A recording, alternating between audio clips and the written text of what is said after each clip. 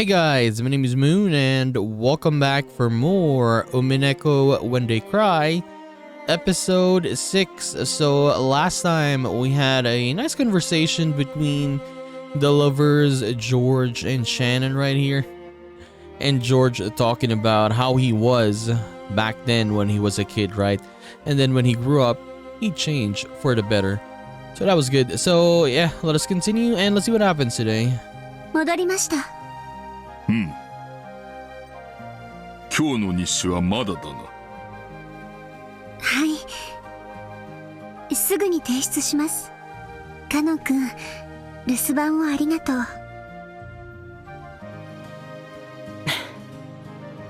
長い休み時間だったね。I wonder if we're gonna see something like with Canon like that. But yeah, I guess we saw already when he was in the garden with Jessica, right? But I don't know what I mean is if we'll see more, right? We'll see. Canon had already noticed. There was a silvery glint coming from the ring finger on Shannon's left hand. では、私は先に休む。何かあったら構わず起こすように。おやすみなさいませ、源氏様。Genji-sama. Genji disappeared off to the waiting room. After that, only Shannon and Canon remained. 時間をくれてありがとう。あとは私が控えてるから、カノン君ももう休んでもいいよ。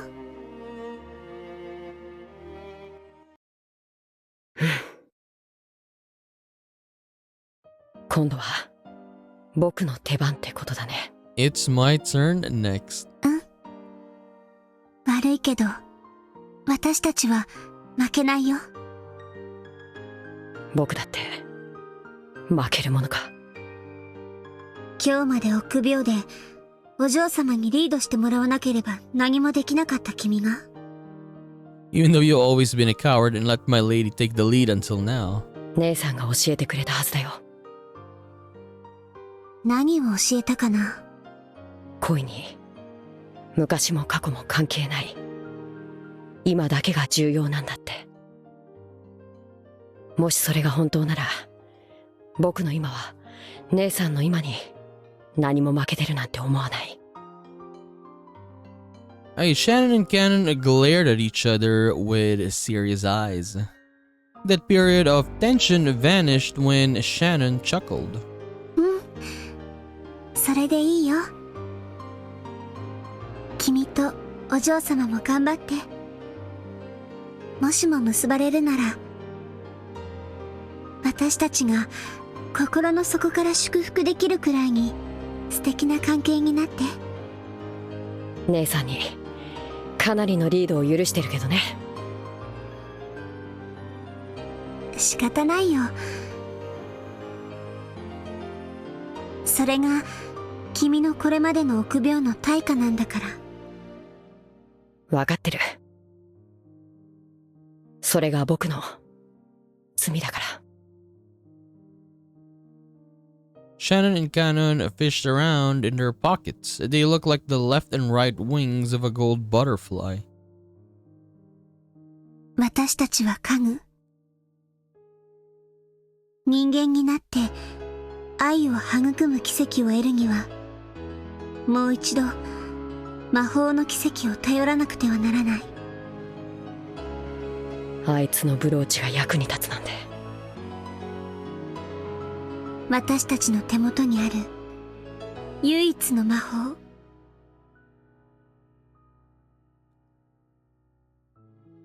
It was the golden butterfly brooch, which Beatrice had once given to Shannon in the hopes of creating love between her and George. Shannon then gave it to Canon, but he let his emotions get a hold of him and crushed it into pieces. Wait, he destroyed it?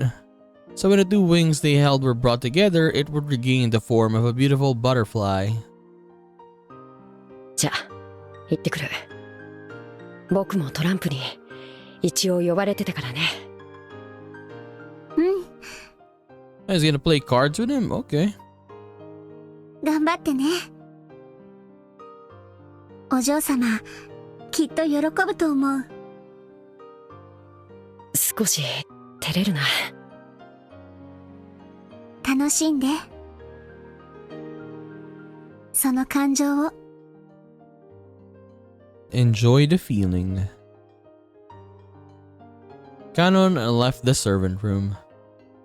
He went to go see Jessica and tell her what he had determined to do. Shannon quietly watched him go. The fragment of the brooch and the engagement ring let off a gold and silver glint. "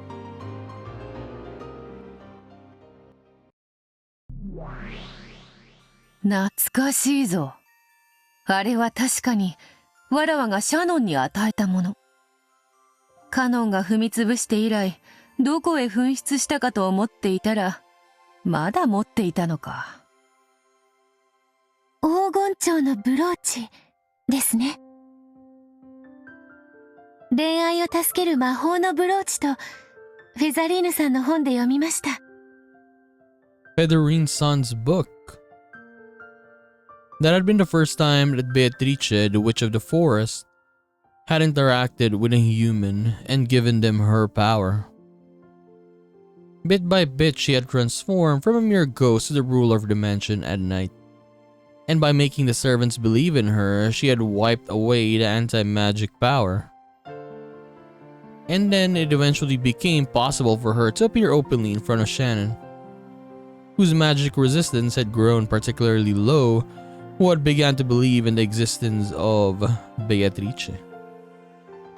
To Beato, who had been unable to interact with anyone for many years, this conversation with Shannon must have been especially fun.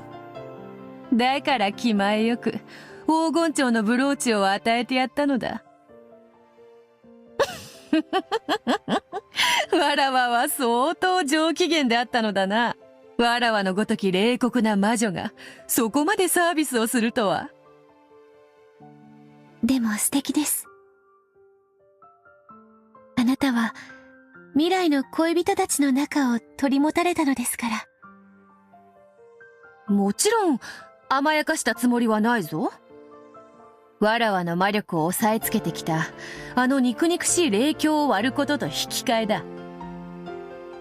For smashing that hateful spirit mirror. Okay. そのおかげでわらわは一気に力を取り戻すことができたのだから。Was it the second episode, right? When she smashed it? Well, yeah, second episode if I remember correctly.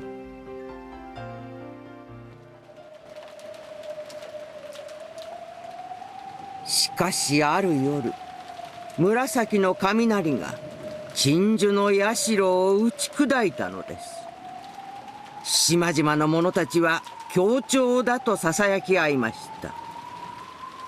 おお、今思えばあれこそがベアトリーチェ様復活の印だったに違いありません。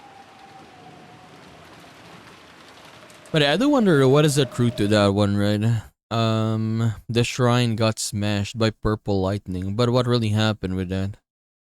Kumasawa had the rest of the night off, so she had let Erika talk her into drinking a bit, and was chatting about the legend of Aku, Ji, Kishima, and Beatrice in a happy, tipsy mood. Erika would nod from time to time, but besides this, she listened in complete silence.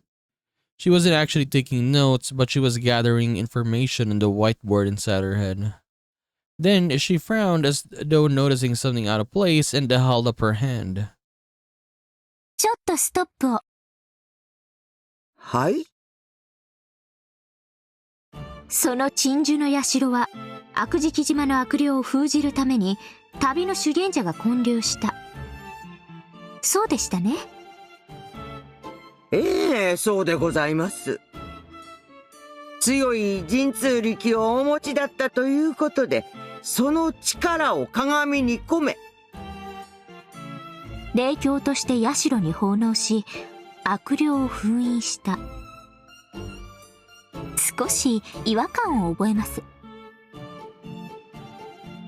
悪食島の悪霊を封印する社がどうしてベアトリーチェも封印するんです？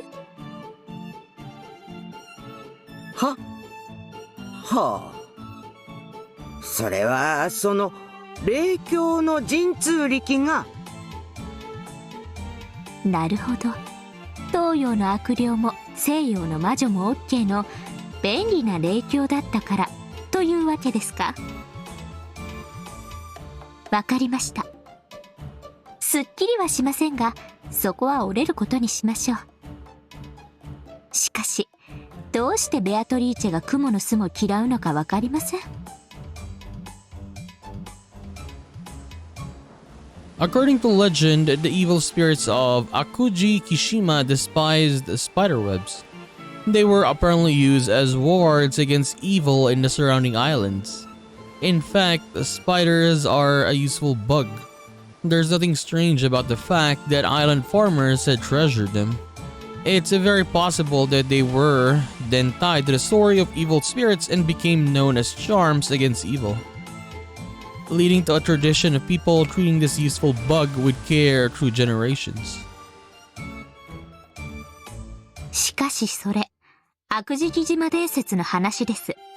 そもそもベアトリーチェの魔女伝説の発祥は、この島に引っ越してきた後宮金蔵がミステリアスな黄金伝説とそれを授けた魔女という名の愛人を吹聴してから始まったものです。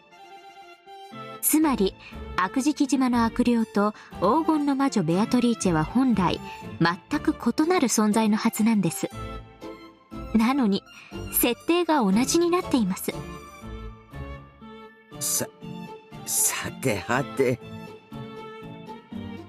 The evil spirits of Akuji Kishima couldn't stand spiderwebs, so neither could Beatrice.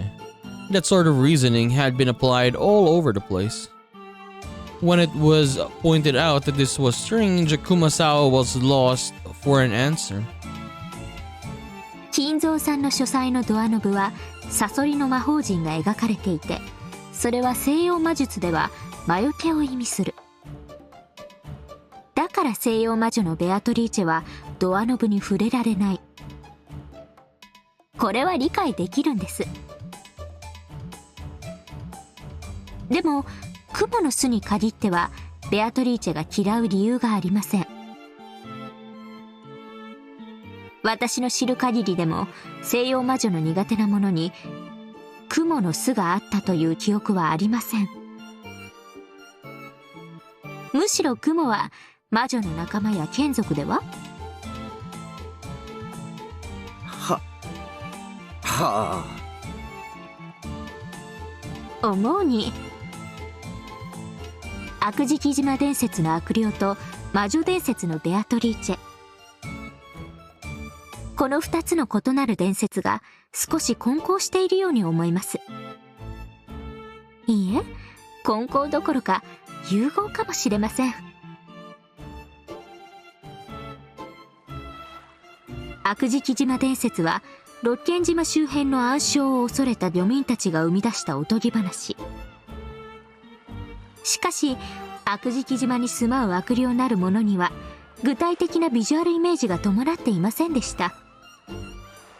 人なのか怪物なのか、はたまた足のない幽霊なのか、さっぱりイメージがありません。人はビジュアルを伴わない空想を苦手とします。そこにベアトリーチェという魔女の伝説が登場した。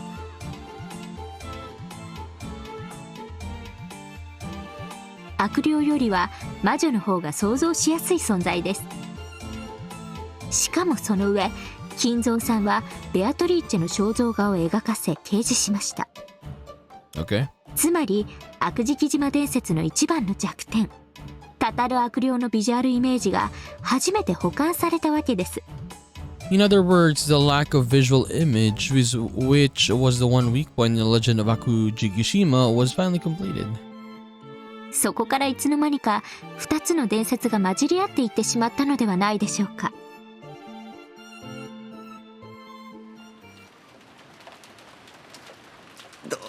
どうでございましょうね。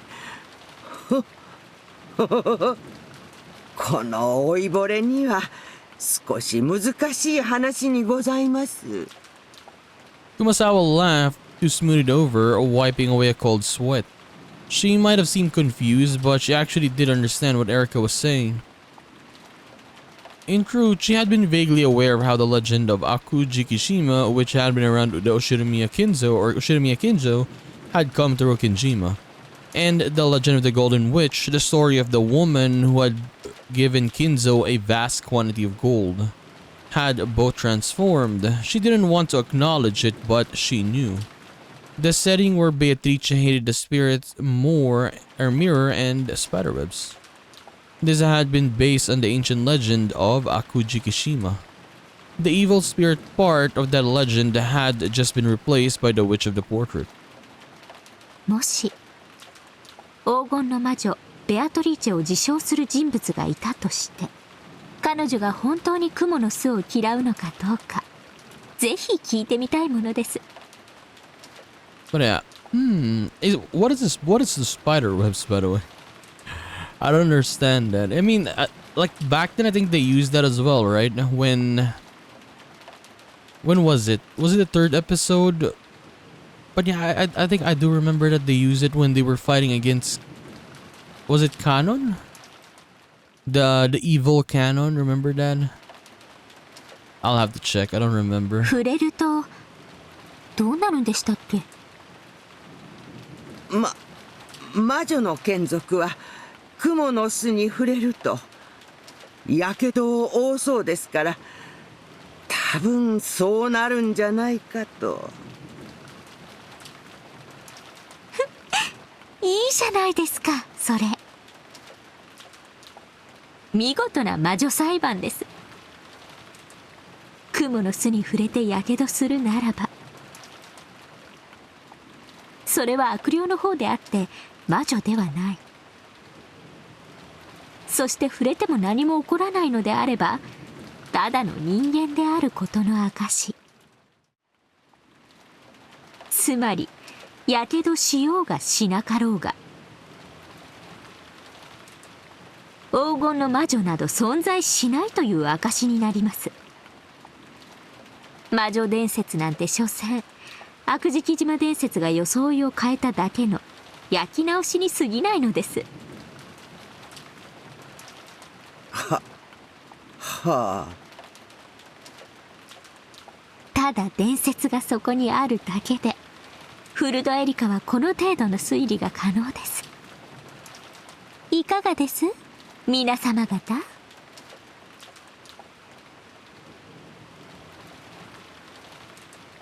Though only the two of them were in the lounge, Erica faced in the direction an invisible audience would have been there, and shrugged. And just as Erica imagined, the target of her comments were there listening in. 蜘蛛の巣ですか？触れるとやけどを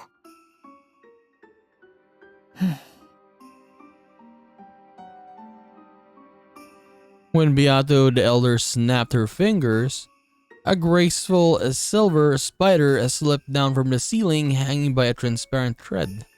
Afterwards, only a single silver strand remained. Timidly, Beato stretched her finger out towards the spider's string. Then she touched it. 平気です。平気なのか？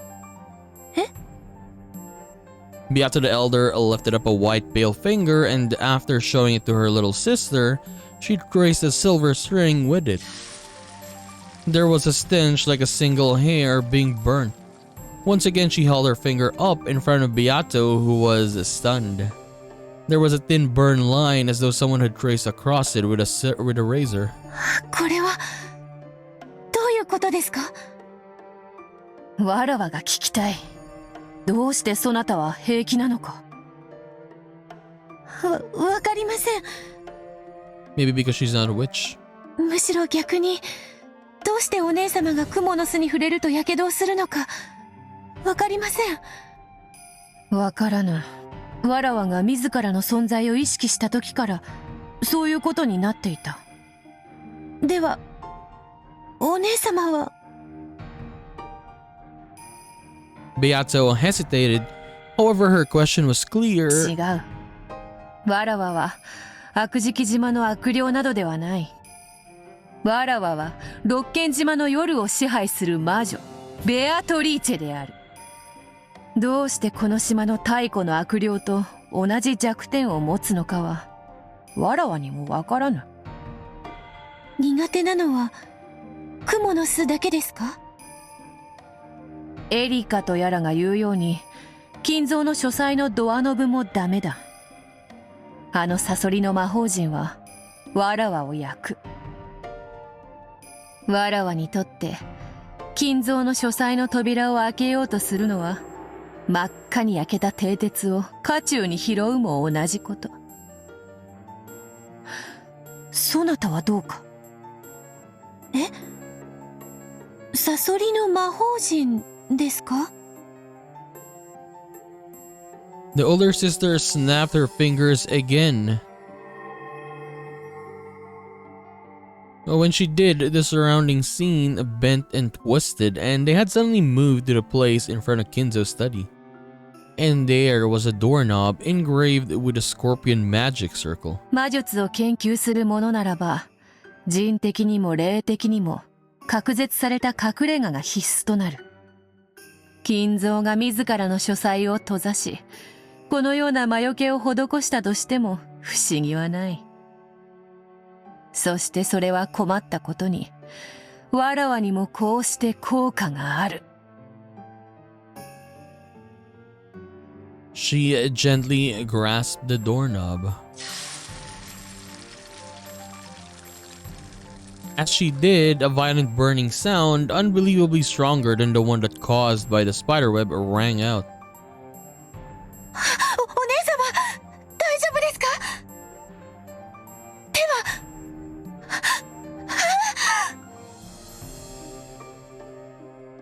Her hand had been horribly burned, and Beate couldn't help but avert her eyes. 安心せよ。これしき、すぐ治る。Apparently, it would heal by itself if left alone. The older sister seemed to heal at an inhuman rate. だがそなたは、どうやら平気らしいな。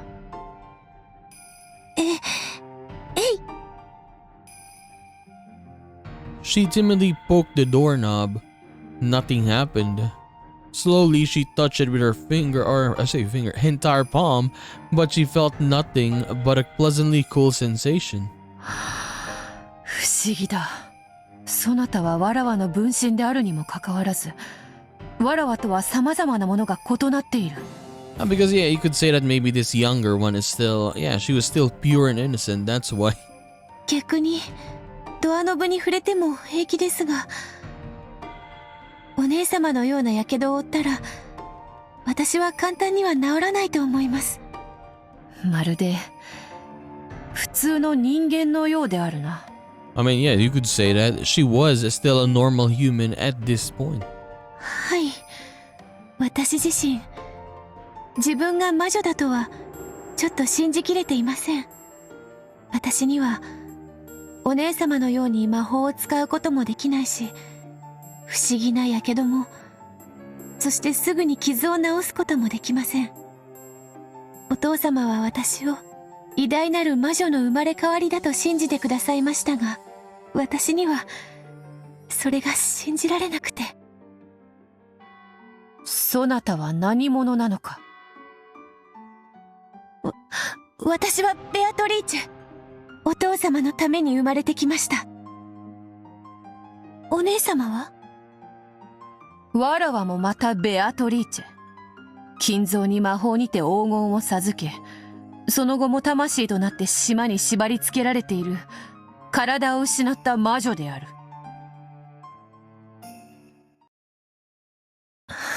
私たちは一体何者なんでしょう。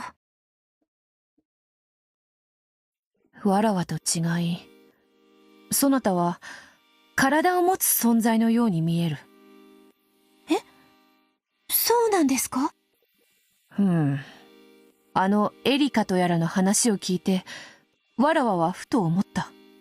魔女であり、魔法が使えるが、体を持たぬわらわと、I am a witch who can use magic but has no body. そして魔女であるが魔法は使えず肉の体を持つそなた。わらわたちはやがて一つになり、掛け合った部分を埋め合って本当のベアトリーチェとして完成されるのではないだろうか。I mean for sure they will eventually fuse in this episode, but I wonder though, are we gonna get our Beatrice back? The one, I mean, they did say that we cannot really get her back, but we'll find out, right? We'll see.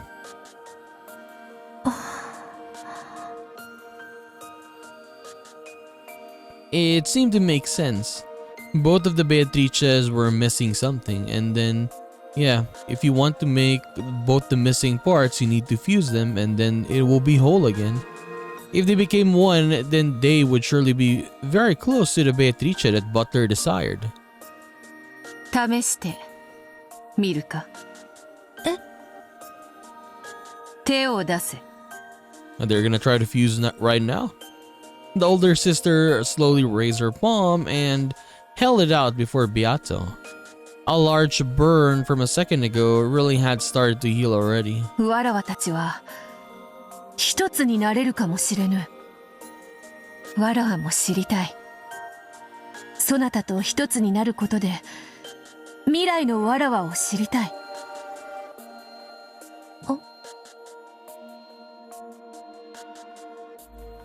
Beato also raised her hand slowly, and the two hands touched. Nothing. But nothing happened, yeah. It's too early, maybe later. Perhaps this meant that while they were fated to become one eventually, that time had not yet come. わらわにとって雲の巣が苦手なのは当たり前なこと。しかしそなたはそれを知りもしなかった。同様にそなたは自分が生まれてきた理由をお父様のためだという。そのお父様というのはどうやら後宮バトラのことらしい。わらわも年に数度しか訪れぬ稀な客人である彼のことは知っているが、その稀な客人の彼とそなたというわらわにどのような接点があるのか理解できぬ。わらわたちは互いをもっと知るべきに違いない。そうですね。私たちは互いを知り合うことで本当に大切なことに至れる気がします。その向こうにいるのが一なる未来のベアトリーチェ。いや、それこそがわらわたちのあるべき正しい姿に違いない。With their hands still joined, the two Beatrices swore to fill in the parts the other lacked and regain their single form. Bit by bit, Beata was walking down the path that led to the former Beatrice. Yeah, but we'll see that in the future. Not now. They're not ready yet. We need to have, I guess, more important scenes to see first before both of them can finally be one. Magic of a different interpretation. What is this? I could hear the eerie sound of wind and rain. Once again, I hazily regained consciousness on top of the bed. The finger that the witch had bitten off was attached to my hand. That's not to say that it was all an illusion, but my finger was now attached. After all the pain in the teeth marks as though a witch had bitten it were still there. And yet the window which I had supposedly smashed had been fixed as though it had never been broken in the first place. How can I escape from this creepy room? Why am I locked up in this eerie room all alone? I want to get out. I have to get out. Please let me out. The door was sealed with a firm chain. I could open it a crack, but only enough to peek out in the corridor at best. Even getting just a fist through it would probably be hard. The window wouldn't budge either. It was no better than a barred prison window. The bathroom didn't even have a window. The only thing that could get out of there was the water that flowed out if you turned on the tap. No matter what I do, I can't think of a way out of here. While shut up in a place like this, I am truly a prisoner. Unless someone comes from outside to save me, I won't be able to get out for all eternity. In that case, can't I just call for help? Yes, the tiny gap I can make in that door must exist so that I can call for help. But I can make the words come out. Earlier, I tried to call out for help, but for some reason, the words couldn't escape my mouth. Maybe I was just confused. I might have lost my voice in my haste and confusion. I'll open the door and make that crack appear one more time. The warm light of the hallway flowed in, making the darkness of the room stand out all the more. Though I couldn't hear any voices, I did feel something peaceful.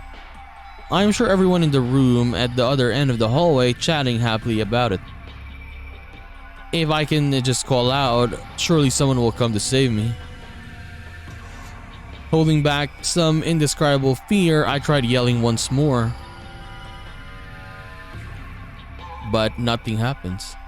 No sound, no nothing, but the results was the same. It was like trying to yell underwater. All I did was get out of the breath, unable to call out in the slightest. Even though I could say as much as I wanted, if I just grumbled to myself inside the room, whenever I tried to make my voice reach outside, I choked and I wasn't able to say anything. I understand, my body isn't the only thing locked up in this eerie closed room. My voice is too. Thinking that I could use some other kind of sound to call for help, I tried opening and closing the door violently, making the chain rattle. It does sound as though it's clanking noisily, but it's surely no good. Even this sound is being locked inside this closed room. No matter how harsh a sound I make, I'm sure it'll be quieter than a leaf falling by the time it reaches the other end of the corridor. I tried using the hateful chain that sealed the door to make a sound to call for someone, but that only deepened my despair.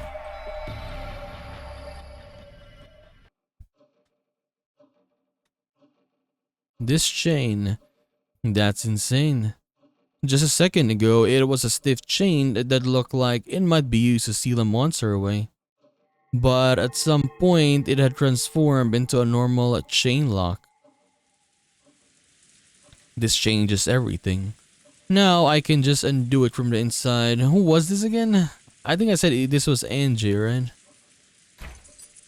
I tried to undo it, but the chain wasn't long enough for that while the door was still open, a crack, and I couldn't get it off. Obviously. So calm down.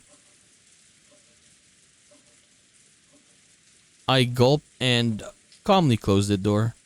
Then when I saw the chain had slackened enough, I touched it with my finger to make sure.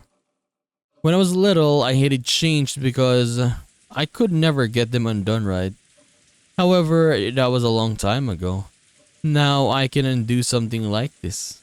Anyone could. It's easy. I imagined the demon who locked me in this room, using this as a trap to give me hope, just to make me despair even more, but I pushed those thoughts aside for the time being. I undid the chain lock and the chain dangled there right before my eyes.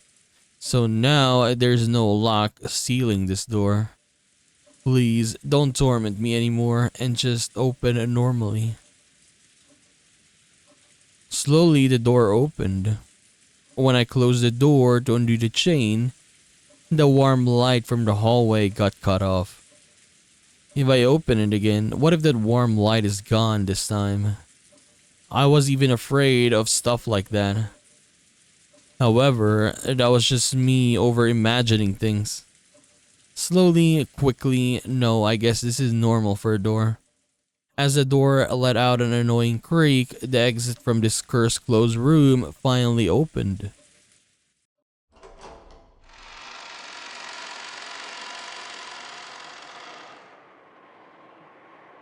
Oh, actually inside now.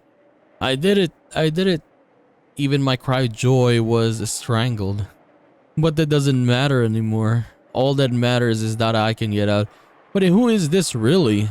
Is this not Angie? If this is not Angie, then who is this? I poked my head out and looked left and right down the corridor. The warm corridor. I could sense people having fun at the other end. Everyone is right there. Maybe this is Beatrice, right? Let's go right now. At that moment, something cold and heartless crushed my throat. It was as though an iron loop had been fastened around my neck and pulled on hard from behind. No, not as though. Without my knowing, at some point, a thick metal collar had been fastened around my neck. So yeah, back to square one again.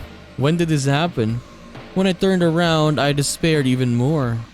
Out from the inner side of the door I had just opened, a thick chain had extended and attached itself to the collar I was wearing. I pulled on it, but it didn't even budge. When I shook it, the whole door creaked. What the hell?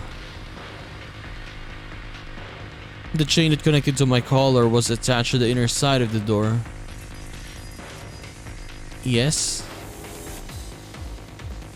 The same vanishing chain that had secured the door a short while back had suddenly become a chain holding me in place. That's insane. What's going on here?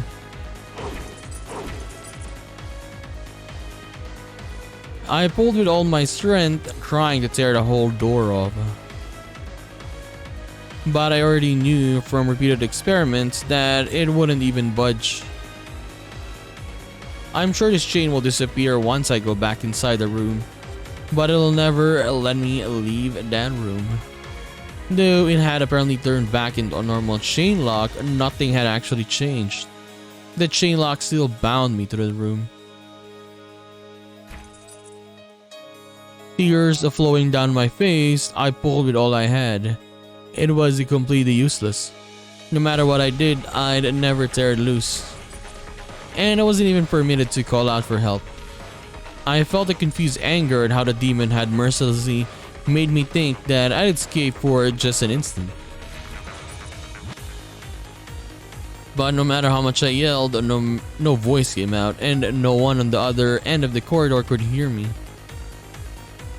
Then I noticed an odd stain on the wall of the corridor. It wasn't a stain. They were letters traced out by a finger that had been covered in red paint. Those letters, which looked like they'd been drawn in blood, answered my biggest question. The chain lock must be set.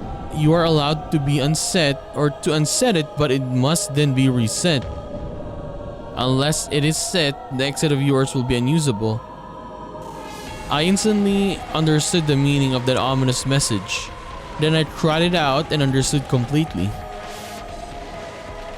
When I returned to the room and reset the chain lock, the collar around my neck disappeared. When I undid the chain lock again, that heavy feeling around my neck returned. In other words, I cannot leave this room while the chain lock is still unset. In that case, why don't I just set the chain while outside the room? I undid the chain one more time. The collar and the chain appeared around my neck again. I stepped out into the corridor and closed the door behind me, leaving only the slightest of cracks. I stuck my hand through that crack, grabbed the dangling chain, and tried to reset it somehow. Even though it was easy to do from the inside, why is it so hard to do from the outside? The gap needed to be wide if I wanted to manipulate the chain as well. However, that made the chain too short to reach. To make the chain reach just a bit further, I'd have to close the door a little bit more. But if I do that, there won't be enough of a gap to fit my hand in. Of course, that was perfectly natural. Chain locks are made to be used from the inside. They'd be completely pointless if you could set and unset them from the outside. That's why the length of the chain is especially chosen, to prevent anyone from setting or unsetting it from the outside. Then can I use some kind of hard and thin tool?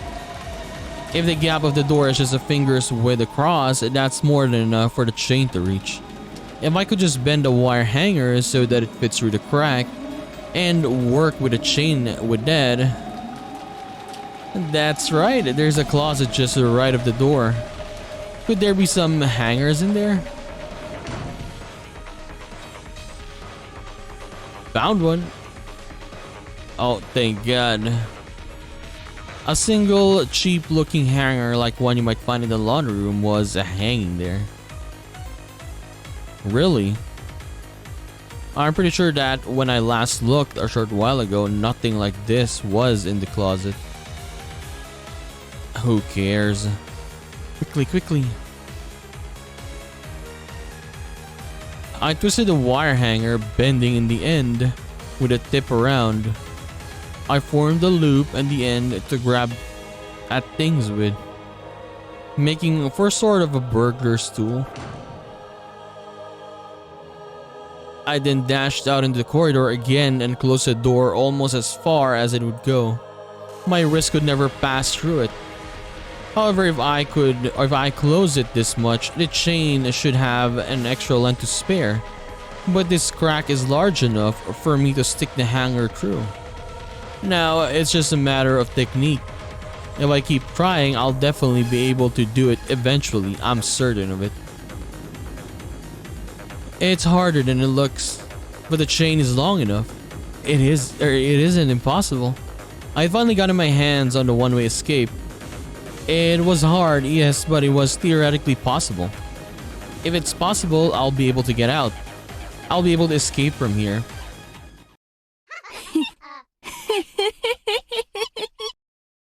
Who is that? I cannot place the laughter. Who did laugh? Is it Burn Castle? At that moment, I felt a heavy weight on the far side of the door. Yeah, it kind of sounded like Burn Castle though. It felt as though someone inside the room had pressed their forehead against the door and was drawing closer. And she, the witch, had lied. Then I felt a powerful strange force on the wire hanger. Is she trying to grab it away from me?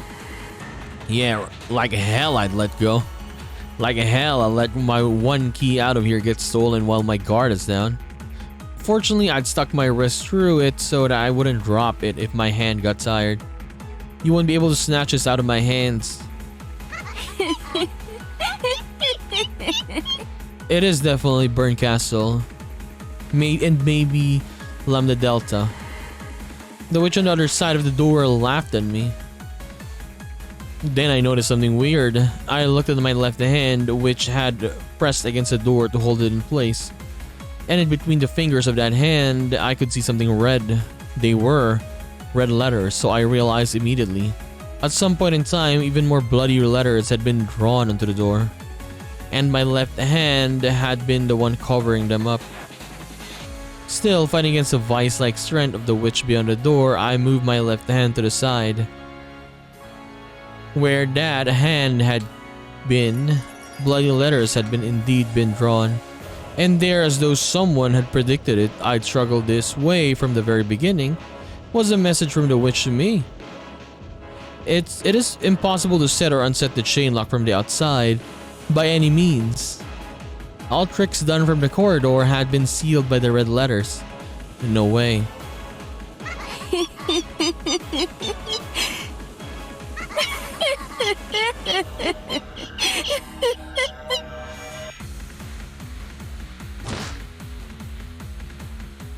There was suddenly a terrible sound and the force pulling on the hanger was suddenly released. And when I pulled it out and looked, I lost all hope. As though it had been hit by the acid of the room's darkness, the tip of the hanger had burnt and bubbled and melted off. Now it's pitifully short. This can't be used for anything. It'd be useless to search for a substitute, so all schemes to set the chain from the outside have been prevented.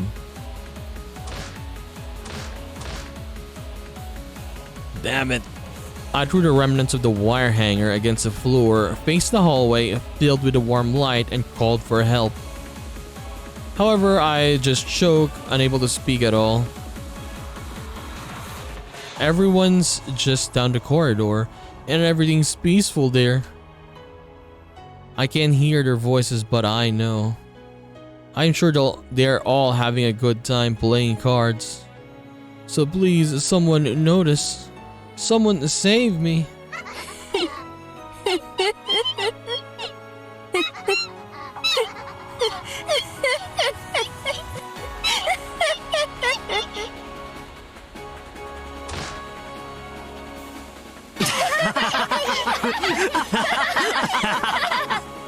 Now everyone is laughing, even Butler. This time it wasn't the witch's voice, it was the happy voice of everyone else, which I could hear coming from the other end of the hallway. Someone come over me and save me. Who is this, man? I'm not really sure. I thought in the beginning it was Angie. I'm not sure, I don't know. We'll find out. Maybe it is Angie, maybe it's not. 悪いね。これで上がりだ。 Alright, so let us take a break here. So yeah, I guess pretty different episode. This time around, we had some conversations with the two Beatrices, right? And then I cannot wait, honestly, for them to fuse again. But it's probably gonna be near the end, 100%. Yeah, it's most likely gonna be near the end.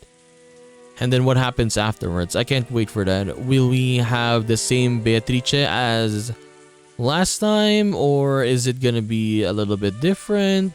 We're gonna find out. And this one, this mysterious person that we keep seeing, who is that? Not sure. We'll find out. But anyways, we are gonna continue this and do more of Umineko When They Cry episode 6 in the next one. So I'll see you then. Bye bye.